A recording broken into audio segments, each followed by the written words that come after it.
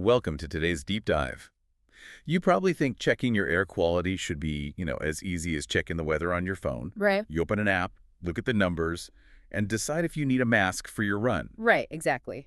But in India, getting that instant data is, well, incredibly complicated. So today we are looking at an Airvoice report that shows exactly who gets to see their air quality in real time and where the map just goes completely dark. Yeah, and it really comes down to two very different government systems.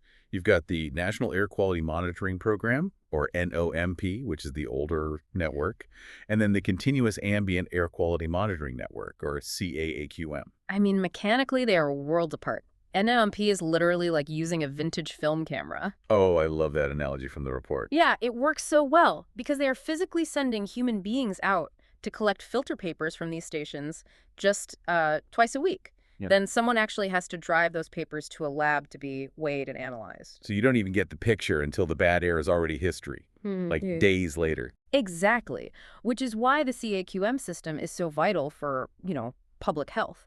Those are fully automated stations acting as a digital live stream.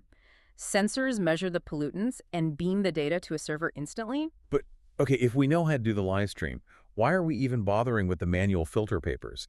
I mean, does the real-time data actually change health outcomes enough to justify upgrading everything? Oh, absolutely. The report points to this massive initiative China rolled out back in 2013 to prove exactly this. They didn't just install sensors, they practically forced the disclosure of that real-time data to the public through apps. Wait, so they made sure everyone had it right on their phones? Right, and it actively changed human behavior. People started rearranging their commutes, keeping their kids indoors during spikes, and wearing masks. Wow, so that immediate feedback loop really works. It worked so well that the health benefits from reduced outdoor exposure actually outweighed the cost of the entire monitoring program by an order of magnitude. So if this digital live stream is basically a proven life-saving tool, you'd assume it's the standard everywhere in India now.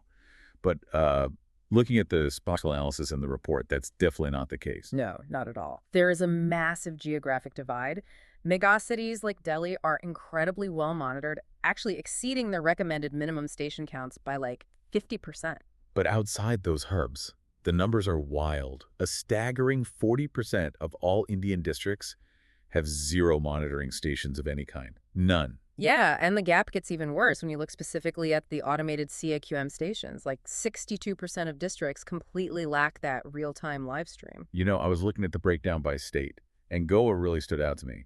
The report notes Goa saw about 5.5 million tourist arrivals in just the first half of 2025. Oh, yeah, the Goa data is fascinating. Right, yet they rely entirely on those manual NAP stations. Yeah. If Goa has millions of tourists pouring in, how can they not afford automated stations? I mean, is this just a local funding issue? Well, it's actually a byproduct of a specific national strategy framework.